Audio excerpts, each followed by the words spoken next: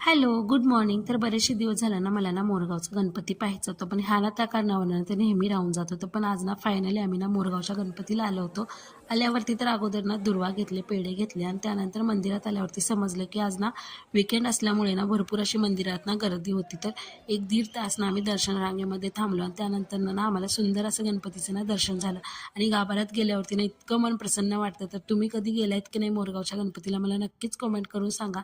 नसेल आलात तर ना तुम्ही गणपतीला एकदा ना व्हिजिट करा. आणि त्यानंतर ना दर्शन वगैरे घेऊन आम्ही बाहेर आलो तर आणि ह्या दोघांना ना उसाचा रस जरी दिसला ना कुठे ह्यांना प्यायचा असतो, कारण ना ह्या दोघं इतकं उसाचा रस आवडतो ना, तर ह्या दोघांनी मस्त त्यांचा ना उसाचा रस एन्जॉय केला आणि त्यानंतर निघालो घरी यायला.